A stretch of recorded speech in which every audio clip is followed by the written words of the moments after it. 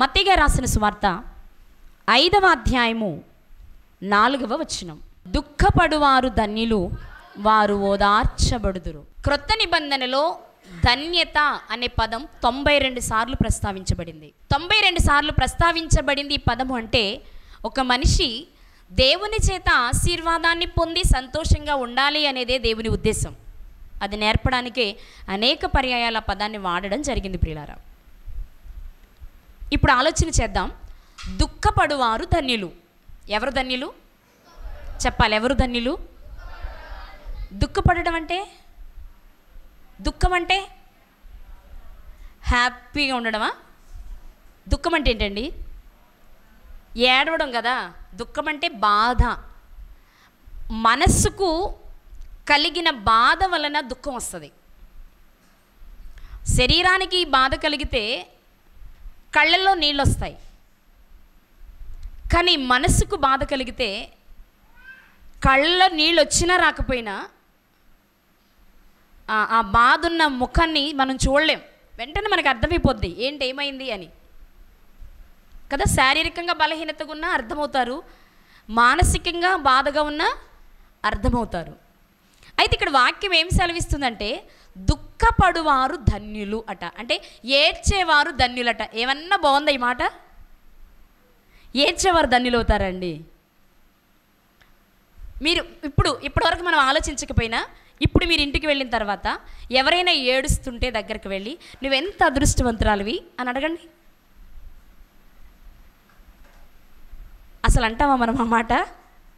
ఏడ్చేవారి దగ్గరికి వెళ్ళి నువ్వెంత అదృష్టవంతురాలివి, నువ్వు ఆశీర్వదించబడిన దానవు, లేక నువ్వు ఆశీర్వదించబడిన వాడవు, ఏడుస్తున్న నీవు ధన్యుడువు అని చెప్పండి. ఏమంటారు?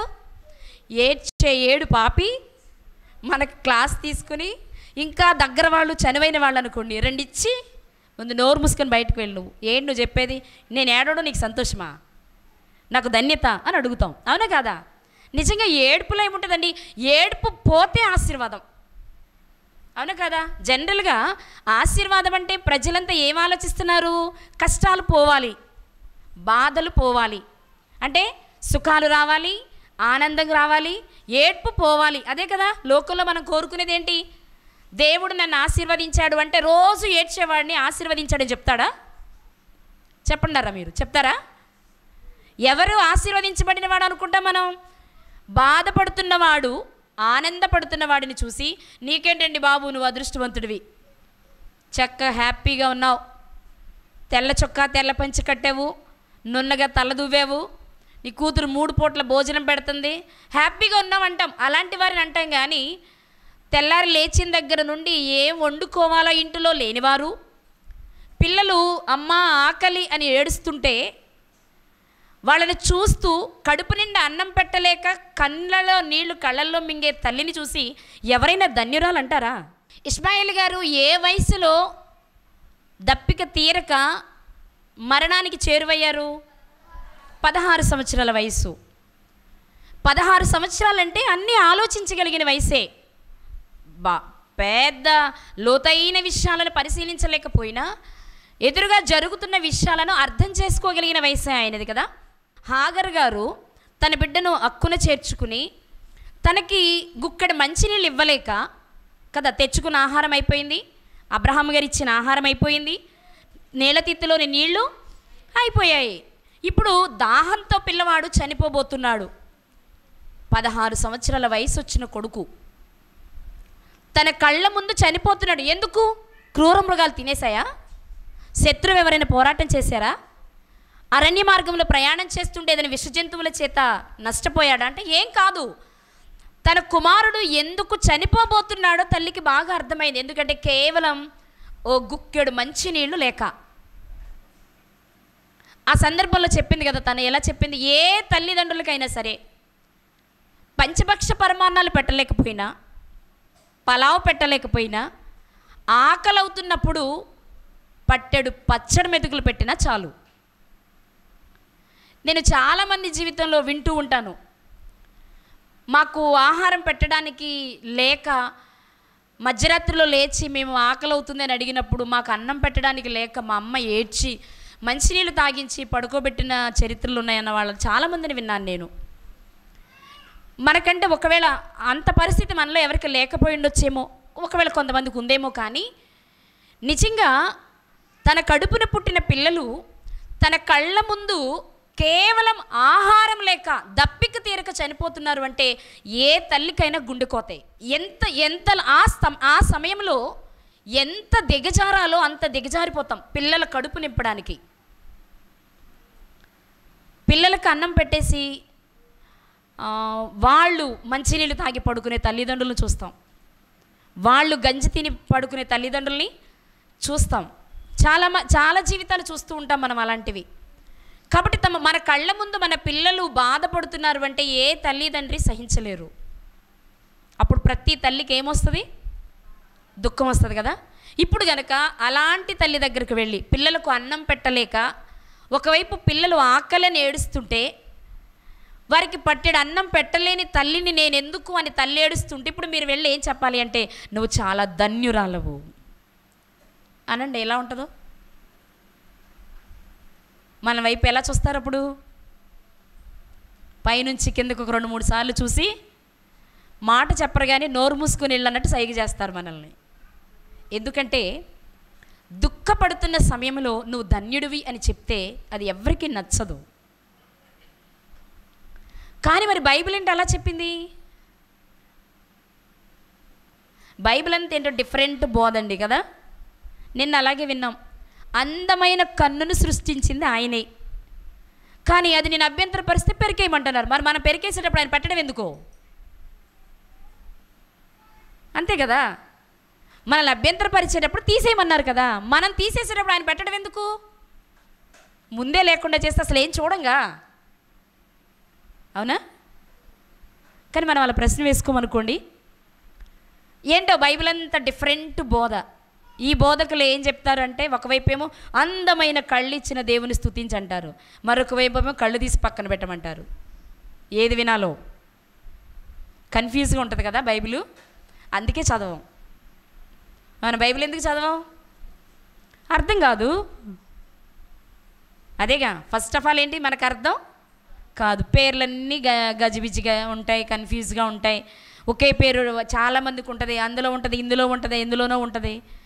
ఆ పేరు ఈయన అనుకోవాలా, ఈ పేరు అదనుకోవాలా, అర్థం కాదు, ఎందుకు వచ్చిందిలే అని పక్కన పెట్టేస్తాం. కానీ మధ్యాహ్నం చెప్పారు కదా, పెద్ద ప్రేమ లేకంటిది.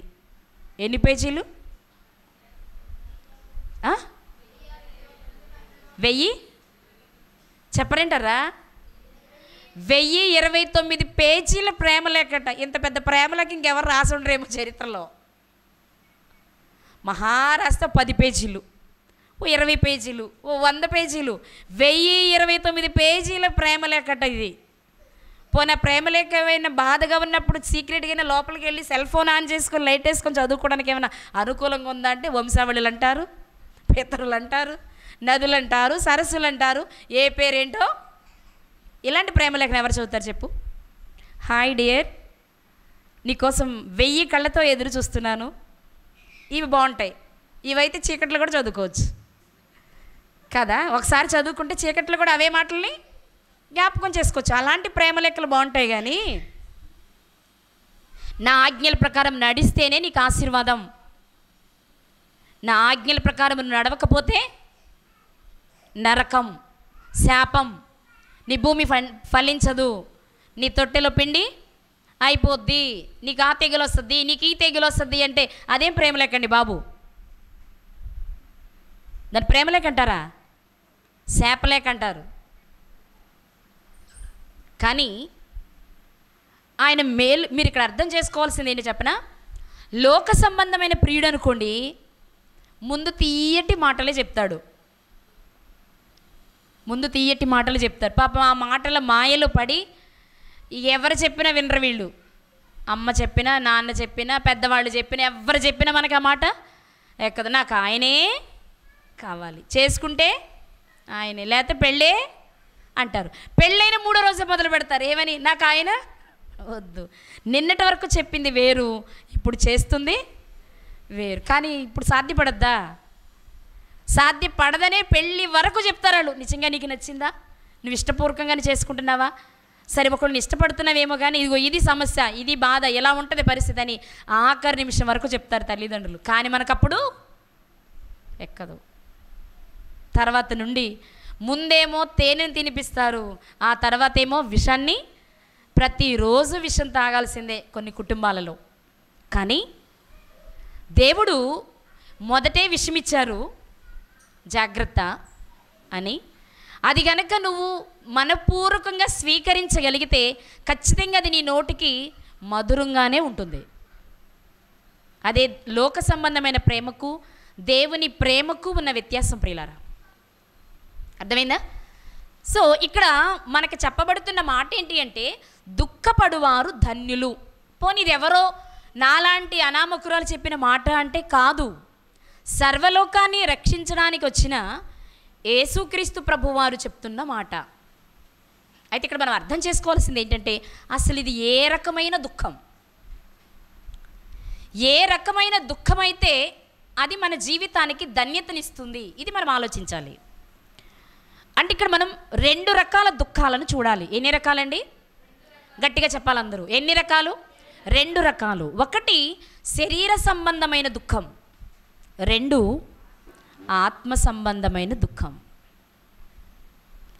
ఒకటి మనుష్య సంబంధమైన దుఃఖం, 2 దైవ సంబంధమైన దుఃఖం.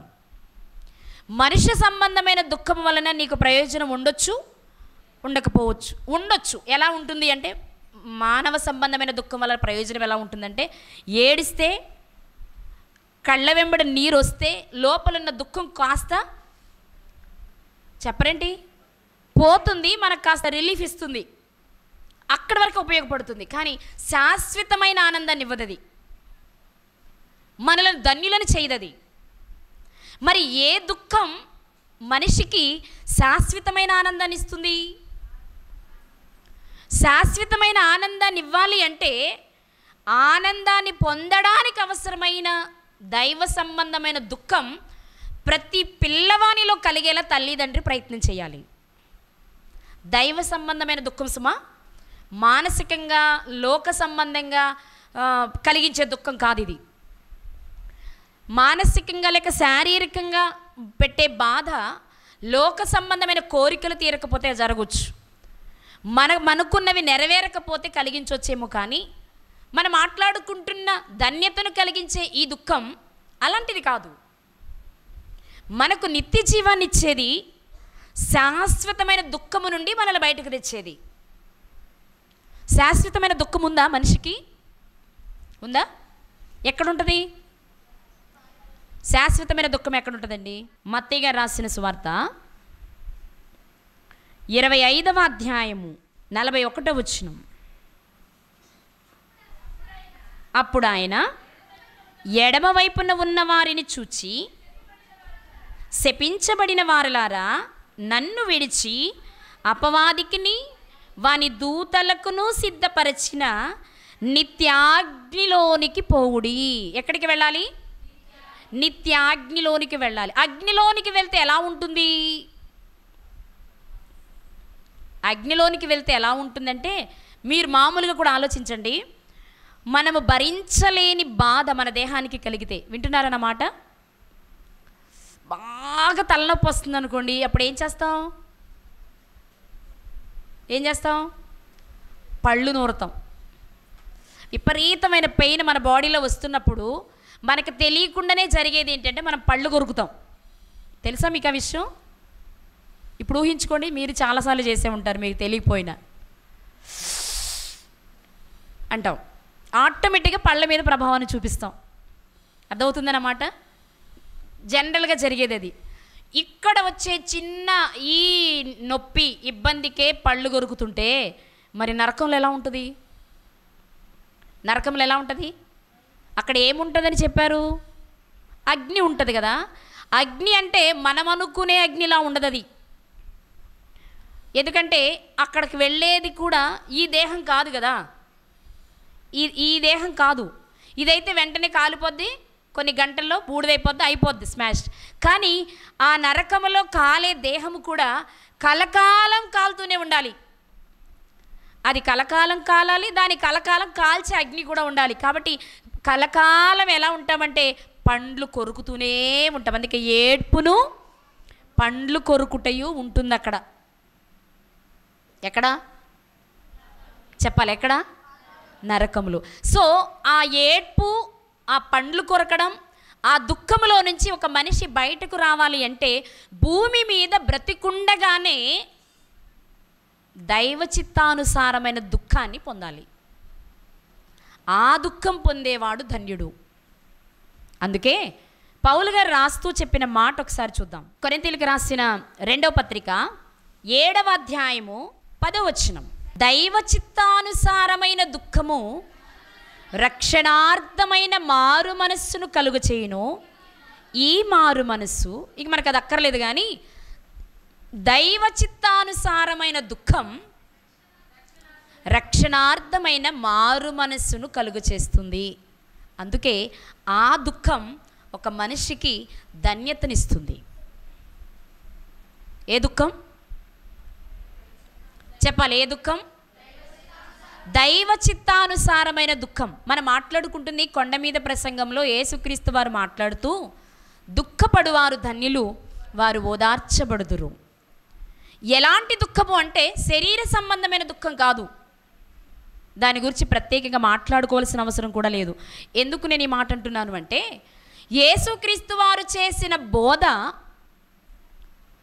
పైకి చూసేటప్పుడు శరీర సంబంధమైనది కనిపిస్తుంది, కానీ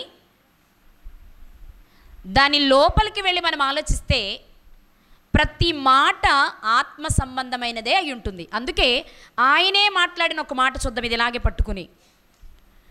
యోహాను గారు రాసిన సువార్త 6వ అధ్యాయము. యోహాను గారు రాసిన సువార్త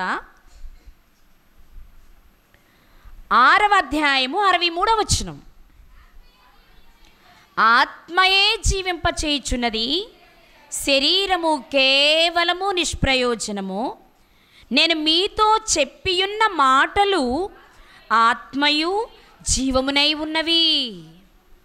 నేను మీతో చెప్పిన మాటలు ఎలాంటివట? యేసుక్రీస్తు వారు చెప్పిన ప్రతి మాట ఎలాంటిది చెప్పాలందరూ? ఎలాంటిది? ఆత్మయు జీవము కలిగినవి. ఆత్మయు జీవము కలిగిన మాటలు ఆయన చెప్పారు అంటే ఆయన చెప్పిన దుఃఖం కూడా దేనికి సంబంధించింది కదా? అందుకే ఆత్మను దుఃఖము నుండి, శాశ్వత దుఃఖము నుండి ఆత్మను మళ్ళించుకోవాలి అంటే భూమి మీద ఉండగానే దైవ చిత్తానుసారమైన దుఃఖం రావాలి. దైవ చిత్తానుసారమైన దుఃఖము అంటే ఏంటి? దాని అర్థం దైవ చిత్తానుసారమైన దుఃఖము అంటే, దైవం అంటే దేవుడు, చిత్తానుసారం అంటే ఆయనకిష్టమైన దుఃఖం. అంటే దేవునికి ఇష్టమైన దుఃఖం నీకు లాభం, అందుకే నువ్వు ధన్యుడవు. కానీ మన దుఃఖాలు దైవ చిత్తానుసారమైన దుఃఖాలు కాదుగా. ఏదో తప్పు చేస్తాం, ఏదో విసిగిస్తాం, ఎక్కడో ఎదురు చెప్తాం, ఏదో వద్దన్నది చేస్తాం, ఫలితంగా 2 తిడతారు, 2 కొడతారు. దాని వలన వచ్చే దుఃఖాలే మనకు ఎక్కువ. సెల్ ఫోన్ ఎక్కువ చూడొద్దు, ప్రతి పేరెంట్ చెప్పే మాట ఇది. కానీ అదే చేస్తారు. ఈ తల్లిదండ్రులు చూస్తారు చూస్తారు చూస్తారు 2 వేస్తారు. ఇది దైవ చిత్తానుసారమైన దుఃఖమా? చెప్పాలి మీరంతా. ఇది మనకేమి ప్రయోజనాన్ని ఇవ్వదు. ఇదిగో నువ్వు ఫ్రెండ్స్తో ఎక్కువగా తిరుగుతున్నావు, నాకెందుకు నచ్చలేదు, తగ్గించుకో, మనకు నచ్చదు అది, ఇంకా పెంచుతాం ఫ్రెండ్స్ని. ఇదిగో నువ్వు ఫ్రెండ్స్తో తిరిగావు, బయటే ఉండు, ఇంటికి తీసుకురాకంటే రేపు నుంచి ఇంటికి తీసుకొస్తావు. అమ్మ నాన్న ఏది వద్దు అంటే అదే చేస్తాం. ఇది దైవ చిత్తానుసారమైనది కాదు, నీ చిత్తానుసారమైన దుఃఖం. ఇది నీకు శరీరానికి 4 దెబ్బలను తగిలిస్తుంది, మనసుకి 4 మాటలతో బాధను కలిగిస్తుంది. కానీ దేవుడు మనకు తెలియచేయాలనుకుంటున్నది, లేక యేసుక్రీస్తు వారు తన బోధ ద్వారా తెలిపిన దుఃఖం ఏది అంటే దేవునికి ఇష్టమైన దుఃఖం. నిజంగా మీరు ఆలోచించండి, మనల్ని ఆనందింపచేసి పై మాటలు చెప్పి మనల్ని పొగుడుతున్నారు అంటే మనల్ని శాశ్వత దుఃఖంలోనికి తోస్తున్నారని అర్థం. నీకు కొంచెం కష్టం కలిగినా, ఆ మాట నిన్ను బాధ పెట్టినా, బాధను కలిగించే ఒక మాట నీ వారు, నీ తల్లిదండ్రులైనా నీ ఆత్మీయులైనా నీకు మాటను వినిపించారు అంటే ఆ మాట వలన నీకేదో ప్రయోజనం ఉందని నువ్వు ఆలోచించాలి. సో దైవ చిత్తానుసారమైన దుఃఖం ఆ వ్యక్తిని ధన్యుణ్ణి చేస్తుంది. అంతేకాదు ఓదార్పును కూడా ఇస్తుంది. ఈ లోక సంబంధమైన దుఃఖాలు వస్తాయి, పోతాయి. అలాని మళ్ళీ రావా అంటే మళ్ళీ వస్తాయి, వచ్చి అలాగే ఉంటాయండి, మళ్ళీ పోతాయి. కానీ ఏ దుఃఖము వలన మనం ఓదార్చబడతాము అంటే మీకు తెలుసు కదా, మనము మనపూర్వకంగా కన్నీటితో మన తప్పును దేవుని ఎదుట ఒప్పుకున్న రోజు చాలా రిలాక్స్డ్ అవుతాం, చాలా రిలీఫ్ ఇస్తుంది మన మనసు. అమ్మయ్య, ఈ రోజుకి నేను నా ప్రతి బంధకము నుండి విడుదల పొందాను, నేను చాలా చాలా ప్రశాంతంగా ఉన్నాను అనిపిస్తుంది. అదే మనకి ఇవ్వబడే ఓదార్పు. అది ఎప్పుడో తెలుసా? మన తప్పుని నిరభ్యంతరంగా నిర్భయంగా దేవుని ఎదుట ఒప్పుకొని విడిచిపెట్టిన నాడు అది మనిషికి శాశ్వతమైన ఓదార్పునిస్తుంది. ఇక నాకు భయం లేదు, నేను దేవుని ఎదుట ఒప్పుకున్నాను, దేవుడు నన్ను తప్పకుండా క్షమించారు అన్న ఆ భావన మనకు కలిగినప్పుడు కలిగే సంతృప్తి కానీ, ఆ కలిగే ఆ స్వేచ్ఛ, దానిలోంచి విడుదల పొందినప్పుడు కలిగే విధానం కానీ మనిషికి చాలా సంతోషాన్ని ఇస్తుంది. అందుకే దుఃఖపడువారు ధన్యులు, వారు ఓదార్చబడతారు అంటే, మీ ఆయన కొడితే నువ్వు కూర్చొని ఏడుస్తూ ఉంటే ఎవరో వచ్చి ఓదార్పు గురించి కాదు అక్కడ రాయబడింది. లేదా నువ్వు పక్క ఫ్రెండ్ పెన్సిల్ తీసుకొని నీ బ్యాగ్లో వేసుకొని తీసుకొచ్చేస్తే తర్వాత వెళ్ళి వాడు తిట్టి ఆ పెన్సిల్ తీసుకొని నిన్ను గుచ్చితే వచ్చే ఏడుపు కాదు ఇది. ఇది ఏ ఏడుపు అంటే దేవునికి ఇష్టమైన దుఃఖం.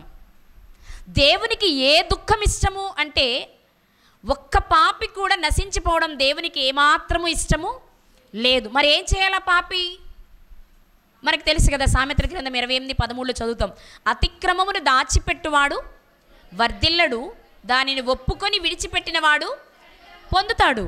కాబట్టి ఒప్పుకొని విడిచిపెట్టే సమయంలో ప్రతి మనిషిలో కూడా దుఃఖం వస్తుంది, రావాలి. ఏదో ఆ క్షణాన ఆవేశంతో వచ్చే కన్నీళ్ళు నీకు రక్షణనివ్వవు. కానీ మనపూర్వకంగా నిజంగా నేను ఇంతకాలం దేవుని ఎంత బాధ పెట్టాను, నా వలన ఆయన ఎంత ఏడ్చాడు అనే మాట నీకు అర్థమైతే నీ దుఃఖాన్ని ఎవ్వరూ ఆపలేం. దాని నుండి నువ్వు పూర్తిగా విడుదల పొందిన రోజు చాలా ప్రశాంతంగా ఉంటుంది నీ జీవితం. దేవుడు దాన్ని కోరుకుంటున్నాడు. అలాంటి ఈ లోకంలో ఉండగానే నాకు ఇష్టమైన దుఃఖాన్ని మీరు అనుభవిస్తే మీకు నేను ఆశీర్వాదాన్ని ఇస్తాను, మిమ్మల్ని ధన్యులను చేస్తాను, మిమ్మల్ని ఓదారుస్తాను, శాశ్వత ఆనందాన్ని మీకు ఇస్తాను. ఇది ఆయన చెప్తున్న మాట. నిజంగా అలాంటి దుఃఖంలో నుండి విడుదల పొంది ఓదార్పు పొందిన వారి చరిత్రలో ఎవరైనా ఉన్నారంటే చాలామంది. మచ్చుకు దావీదు గారిని తీసుకుందాం. చిన్ననాటి నుంచే చక్కని జీవితం ఆయనది, అయినా నేత్రాసకు పడిపోయారు బత్షెబ గారి విషయంలో. ఆమెను తెచ్చుకున్నారు, ఆమెను మోహించారు. నీ పొరుగువానిది ఏది ఆశించొద్దు అంటే ఆశించారు, నీ పొరుగువాని భార్యను ఆశించొద్దంటే ఆశించారు, తెచ్చుకున్నారు. వ్యభిచరించొద్దంటే వ్యభిచరించారు, హత్య చేయొద్దు అంటే ఊరియా గారిని చంపించేశారు. ఇలా ధర్మశాస్త్రంలో ఇవ్వబడిన ఆజ్ఞలన్నీ మీరేశారు. చేసింది ఇక్కడ ఒకటే అయినా. కానీ అప్పుడు పొందిన ఆనందం కంటే, బాగా వినాలి మీరు, రాజుగా ఉన్నప్పుడు ప్రజలందరూ పొగుడుతున్నప్పుడు వచ్చే ఆనందం కంటే, తన కంటికి నచ్చిన అమ్మాయిని తన దగ్గరకు తెచ్చుకొని అనుభవించినప్పుడు వచ్చిన ఆనందం కంటే, నువ్వు తప్పు చేశావు దావీదు అని నాతాను గారి చేత దేవుడు పలికించినప్పుడు కన్నీటితో ఆయన చేశారే ప్రార్థన, అప్పుడు పొందిన ఆనందమే ఆయన జీవితంలో చాలా విలువైంది. అందుకే రాశారు, నా కన్నీళ్ళు చెప్పాలి నీ బుడ్డెలో దాచావు. ఎందుకో తెలుసా? ఆ కన్నీరు చాలా విలువైంది. ఎందుకు విలువైంది తెలుసా? దైవ చిత్తానుసారమైన దుఃఖం అది. నిజమే ప్రభువా, నేను పాపము చేశాను, నేను పాపము చేశా, నన్ను మన్నించవా అని ఆయన ప్రార్థన చేస్తే ఆ సమయంలో ఆయన పొందిన దుఃఖం ఎందుకు చేశాను నేను ఇలా? మనమైనా అంతే, చాలా అన్ని విషయాల్లో బాగుండే, ఎక్కడన్నా ఒక్క విషయంలో మిస్టేక్ చేస్తే అబ్బా ఒక్కటి చేయకపోతే ఎంత బాగుండేది, అబ్బా ఈ ఒక్కటే చేశాను, ఈ ఒక్కటే లేకపోతే ఎంత బాగుండు అనుకుంటాం కదా. దావీదు గారి జీవితం కూడా అలాగే ఉండుంటుంది. ఆ సమయాన చిన్ననాటి నుండి ఇంత భయభక్తులు కలిగిన నా జీవితంలో ఒక్క బత్షెబా విషయం అనుకుంటూ వెనక ఎన్నో చేసుకుంటూ వెళ్ళిపోయిన ఆయన జీవితంలో నీవే ఆ తప్పు చేసిన ద్రోహివి అన్నప్పుడు నిజంగా దేవుని సన్నిధిలో తన హృదయాన్ని కుమ్మరించారు. ఆయన ఏం కుమ్మరించారు? ఇలాంటిదే కాకపోయినా మిస్టేక్ సౌలు గారు కూడా చేశారు. అమాలేకీల మీదకి యుద్ధానికి వెళ్ళమన్నప్పుడు యుద్ధానికి వెళ్ళి ఏది తీసుకురావద్దు, సంపూర్ణంగా నాశనం చేయమని చెప్తే క్రొవ్వినవి బలిసినవి దేవునికి అర్పణ తీసుకురావడానికి సౌలు గారు కొన్ని తీసుకొచ్చారు. అప్పుడు కూడా సమూయేలు గారు వెళ్ళారు, నువ్వు చేసింది తప్పు, నువ్వెందుకు ఇలా చేసావు సౌలు అంటే, తప్పైపోయిందండి అన్నారు. కానీ ఆయనలో పశ్చాత్తాపం కనబడదు. కానీ పశ్చాత్తాపముతో దావీదు గారు రాసిన కీర్తనే 51వ కీర్తన. సందర్భం వచ్చిందిగా ఒకసారి మీకు చూపిస్తా. సమూయేలు 2వ గ్రంథము 12వ అధ్యాయము. సమూయేలు 2వ గ్రంథము 12వ అధ్యాయము 13వ వచనం.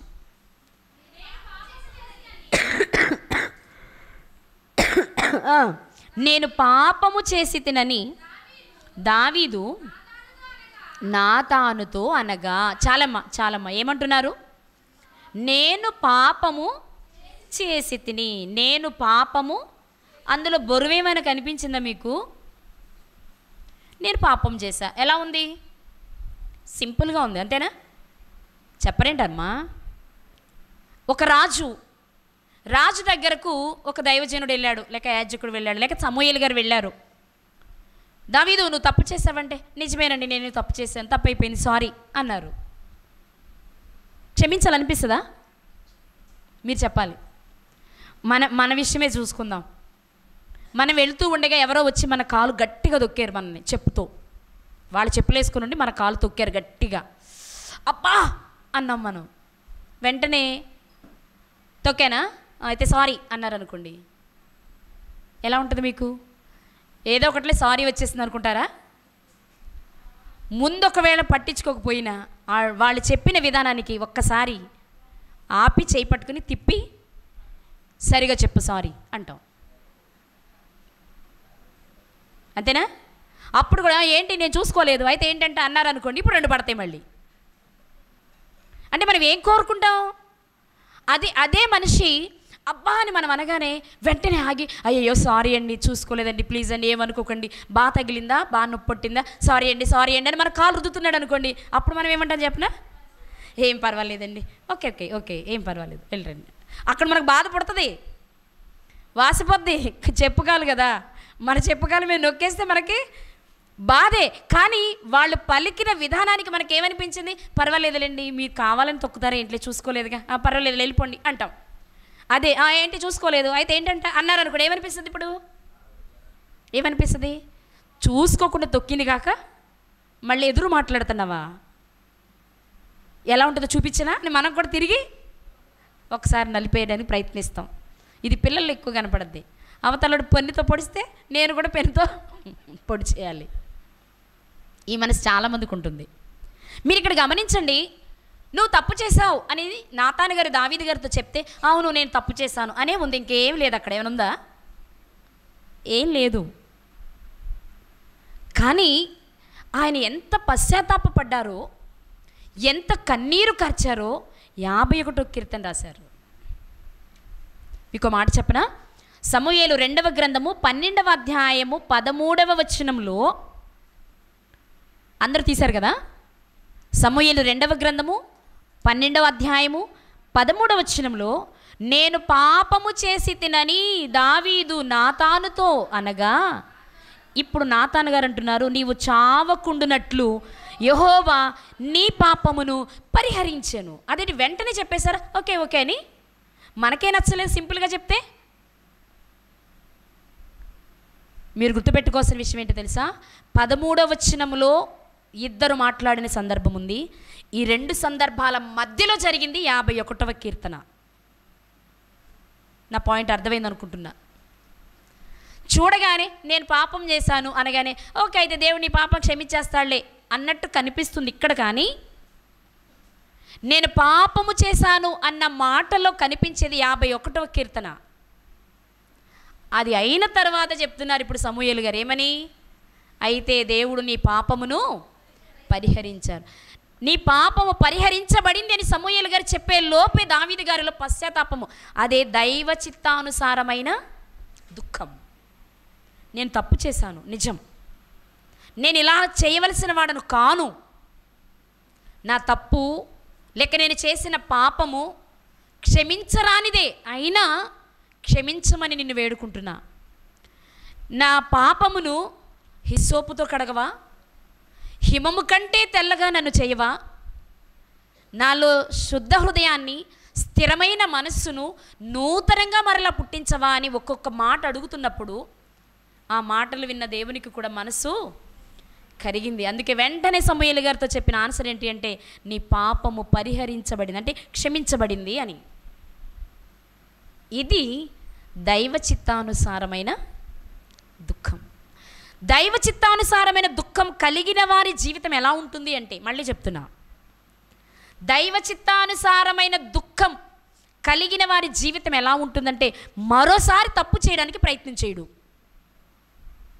నా మాట అర్థం చేసుకుంటున్నారు అందరూ? కొంచెం ఓర్చుకున్న వైపు చూడండి. దైవ చిత్తానుసారమైన దుఃఖానికి దైవ చిత్తము కాని దుఃఖానికి తేడా ఏంటి అంటే, చాలామంది బాప్తిసం తీసుకునే ముందు ఏడుస్తారు.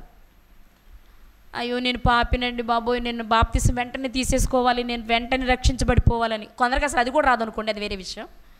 ఒకవేళ వచ్చిన ఏడుస్తారు. కానీ 1 సంవత్సరం తిరిగేలోపు వారిని టెస్ట్ చేయండి, మరలా పాత జీవితాన్నే జీవిస్తూ ఉంటారు. ఎందుకు అంటే ఆ రోజు ఏడ్చిన ఏడ్పు దైవ చిత్తానుసారమైనది కాదు. అదే దైవ చిత్తానుసారమైనది అయితే మరలా పాపము జోలికి పోరు, పాత అలవాట్ల జోలికి పోరు. కాబట్టి దేవునికి ఇష్టమైంది ఏది అంటే, ఒకవేళ నువ్వు పాపం చేస్తే, మనిషి ఎలాగూ లోకంలోనికి వచ్చాక తంత్రాలు కల్పించుకుంటాడు, అది మనకు తెలిసిందేగా. దేవుడు నరులను యథార్థవంతులుగా పుట్టించెను, కానీ వారు వివిధమైన తంత్రాలు, ఒకటి కూడా కాదు, మళ్ళీ వివిధ రకాలు, ఇది బాగా అది వాళ్ళు ఇది అని రకరకాల తంత్రాలు కల్పించుకుని జీవిస్తూ ఉంటారు కదా. దాని వలన మనిషి పాపిగా మారినప్పుడు, నేను పాపిని అని ఎవరైతే హృదయపూర్వకంగా పశ్చాత్తాపడతారో వారి కళ్ళల్లో నుండి కన్నీరు ఆటోమేటిక్గా కారుతుంది. వారి హృదయంలో ఉన్న వేదనంతా, బాధంతా తొలగిపోతుంది ఆ కన్నీటి ప్రవాహంతో. అది దైవ చిత్తానుసారమైన దుఃఖం. అలాంటి దుఃఖం కలిగినప్పుడు అది నీ జీవితానికి మేలు చేస్తుంది. దావీదు గారి జీవితంలో మేలు చేయలేదా? క్షమించబడ్డారు, గొప్ప జీవితాన్ని అనుభవించారు. ఏ బత్షెబ గారి విషయంలో తప్పు చేశారనుకున్నామో ఆ బత్షెబ గారికి పుట్టిన కుమారుణ్ణి తర్వాత సింహాసనం ఎక్కించారు. చాలదా అది తన జీవితంలో? చరిత్రలో యేసుక్రీస్తు వారి తర్వాత జ్ఞాని అంటే గుర్తొచ్చే పేరే సొలొమోను గారిది. అంతటి కుమారుని పొందుకున్నారు అంటే కారణం, నన్ను అడిగితే ఈ సందర్భాన్ని బట్టి దావీదు గారికి కలిగిన దైవ చిత్తానుసారమైన దుఃఖం ఒక కారణం. ఇక రెండవ దుఃఖం ఏది అంటే, వింటున్నారు అందరూ? మేలు చేసి బాధపడడం దైవ చిత్తానుసారమైన దుఃఖం. అదే పేతురు గారు చెప్పిన మాట ఒకసారి చూద్దాం. పేతురు గారు రాసిన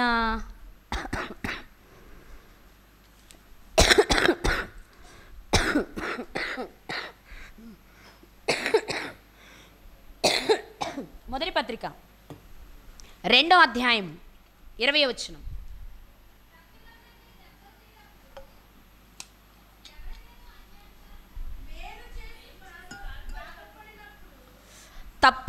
తప్పిదమునకై దెబ్బలు తినినప్పుడు మీరు సహించిన ఎడల మీకేమి గనం? తప్పు చేశావు, దెబ్బలు తిన్నావు, సరిపోయింది చెల్లు.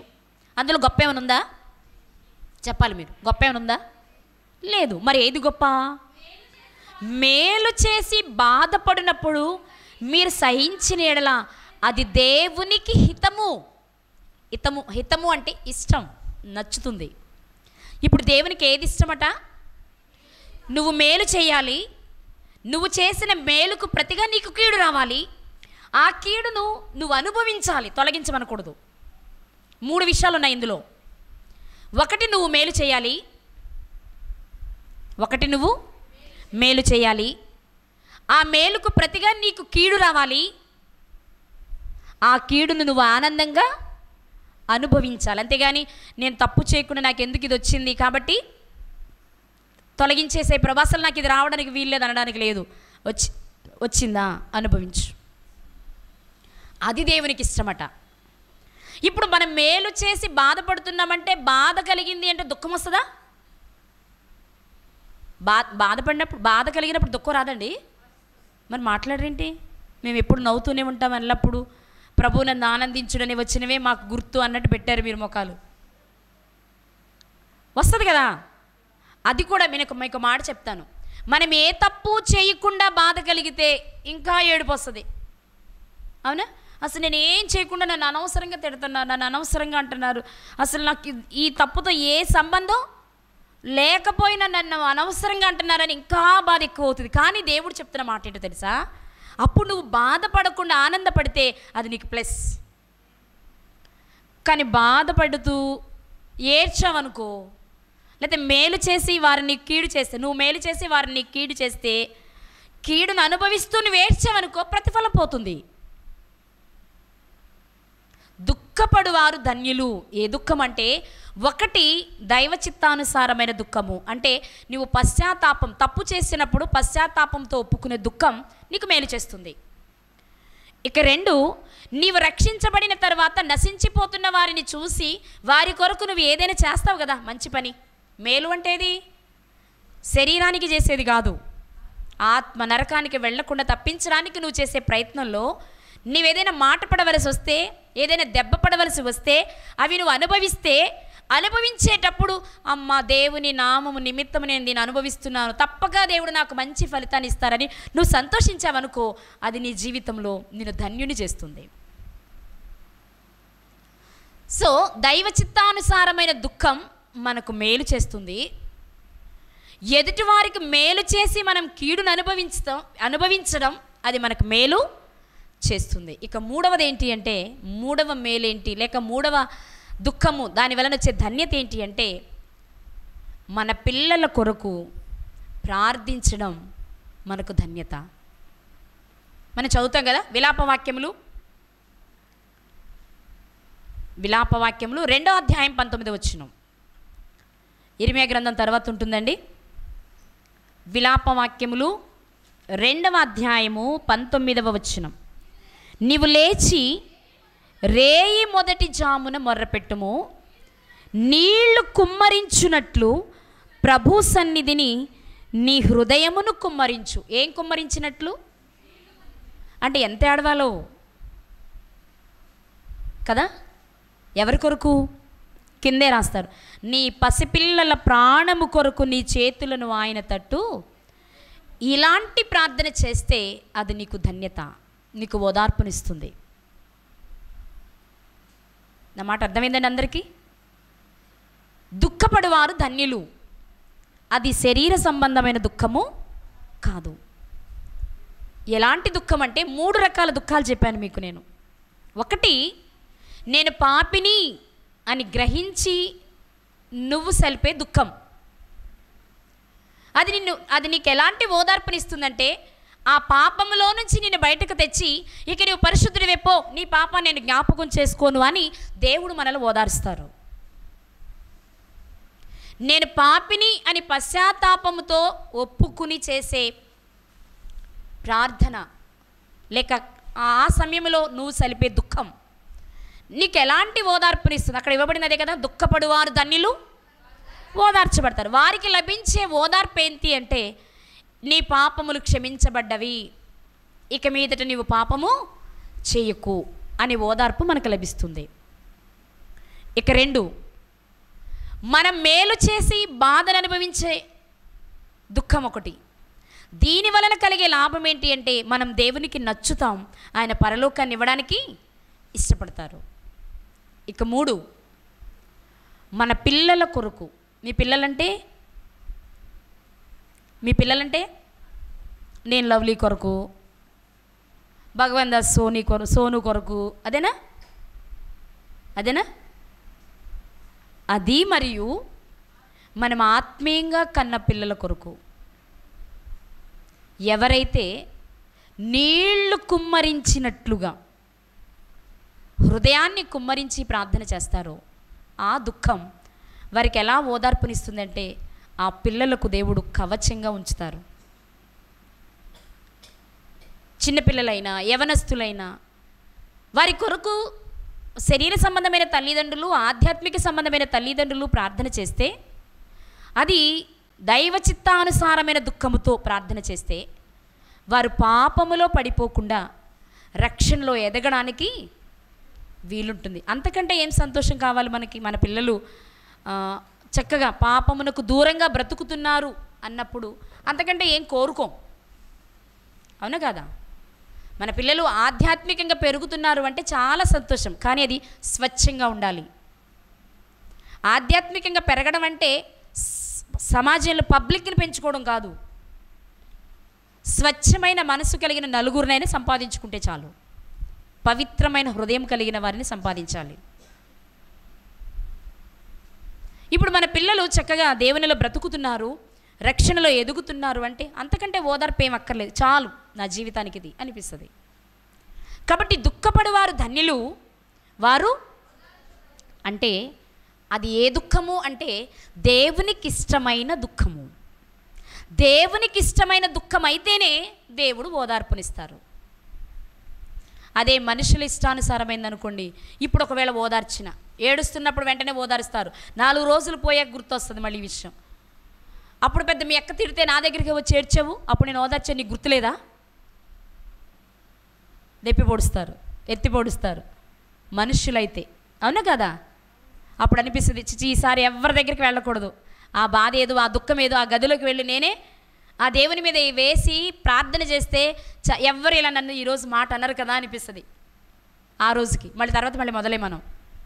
కానీ రాత్రి దేవుడు మనకు నేర్పిస్తున్న మాట ఏంటో తెలుసా? నీకు ఏ దుఃఖం కలిగినా నిన్ను ఓదార్చాలి అంటే అది నేను మాత్రమే. మనుషులు ఓదారుస్తారేమో కానీ అది శాశ్వతమైంది కాదు. ఎదుటివారి విషయంలో మనల్ని ఓదారుస్తారు, వాళ్ళ విషయం వచ్చేటప్పటికి అలా ఉంటారని ఏం లేదు. కాబట్టి దేవుడి రాత్రి మనకు తెలియచేస్తున్న విషయం ఏంటి అంటే దుఃఖపడువారు ధన్యులు, వారు ఓదార్చబడుదురు. నిజమేనండి, యేసుక్రీస్తు వారిని సిలువ వేసి చంపేసినప్పుడు మధ్యాహ్నం మనం విన్నాం కదా, సంహరించుము సంహరించుము, సిలువ వేయము అని కేకలు వేశారు కదా, వేశారా? యేసుక్రీస్తు వారు ఏం చేశారని అలా చేశారు అంటే ఏం చేయలేదు. ఆయన మేలే చేసి కీడుని అనుభవించి అది ఆనందంగా అనుభవించారు కాబట్టి అది దేవునికి నచ్చింది. అదే నేనే తప్పు చేయకుండా నన్ను ఎందుకు సిలువేయాలనుకుంటున్నారు మీరు, ఆయన ఇలాంటి దుర్మార్గుల కొరకు నేను ఎందుకు సిలువేయించుకోవాలి తుచ్ అని వెళ్ళిపోలేదు యేసుక్రీస్తు వారు. ఒకవేళ అలా వెళ్ళిపోతే అది దేవునికి నచ్చేది కాదు. అర్థమైందా మీకు? పశ్చాత్తాపంతో కూడిన దైవచిత్తానుసారమైన దుఃఖానికి ఎగ్జాంపుల్ దావీదు గారు అయితే, మేలు చేసి బాధను పొంది బాధను ఆనందంగా అనుభవించిన దానికి బెస్ట్ ఎగ్జాంపుల్ యేసుక్రీస్తు వారు. మరి తమ పిల్లల కొరకు రేయి మొదటి జామున మొర్రపెట్టిన తల్లులు ఎవరు? బైబిల్ చరిత్రలో ప్రతి తల్లి, సక్రమంగా పెంచిన ప్రతి తల్లి, ఇంకా బాగా చెప్పాలంటే హన్నా గారు ఉన్నారు. పిల్లలు లేనప్పుడే ఆమె తన హృదయాన్ని దేవుని సన్నిధిలో కృమ్మరించింది. నాకంటూ ఒక బిడ్డనిస్తే నీ కొరకే పెంచుతా, ఓదార్చబడింది. ఒకరినే కాదని పొందుకున్నది, తర్వాత 5గురిని పొందుకుందామే. కాబట్టి రాత్రి దేవుడు మనకు చెప్తున్న మాట ఏంటంటే, మనం తప్పు చేసి తప్పుకు అయ్యో నేను ఇలా తప్పు చేశానని బాధపడితే అందులో ఏ విశేషం లేదు. కానీ మనం మంచి చేయాలి, మంచి వలన మనకు బాధ రావాలి, ఆ బాధలో మనం ఆనందాన్ని అనుభవిస్తే అది దేవునికి ఇష్టం. అదే దైవ చిత్తానుసారమైన దుఃఖం. కాబట్టి ఏ దుఃఖపడువారు ధన్యులు? దైవ చిత్తానుసారమైన దుఃఖపడువారు ధన్యులు, వారు ఓదార్చబడుదురు. ఆ ఓదార్పే నీకు శాశ్వత ఆనందాన్ని ఇస్తుంది. ఇప్పుడు నువ్వు ఓదార్చాలనుకుంటే, ఎవరైనా తప్పు చేసి పశ్చాత్తాపడుతూ ఏడుస్తూ తనకంటే కొంచెం వాక్యం బాగా తెలిసిన వారు నీ దగ్గరకు వస్తే, ఏం పర్వాలేదు, ధైర్యంగా ఉండు, తప్పక దేవుడు క్షమిస్తారు, తన దగ్గరకు వచ్చి పశ్చాత్తాప పడేవారిని ఆయన విడిచిపెట్టేవారు కాదు అని ఓదార్చు. ఇప్పుడు మెచ్చుకుంటారు. అంతేగాని భర్త కొట్టాడని దగ్గరికి వెళ్ళి ఆమె ఏడుస్తుంటే దగ్గరికి వెళ్ళి దుఃఖపడు నువ్వు ధన్యురాలు అనకండి. అర్థమైందా? అక్కడ అది వర్కౌట్ అవ్వదు. అందుకే సమయోచితంగా మాట్లాడడం మనకు రావాలి. కాబట్టి దయచేసి రెండవ మాట దుఃఖపడువారు ధన్యులు అన్న పదమున్న చోట మనం పెట్టుకుందాం. ఏమని?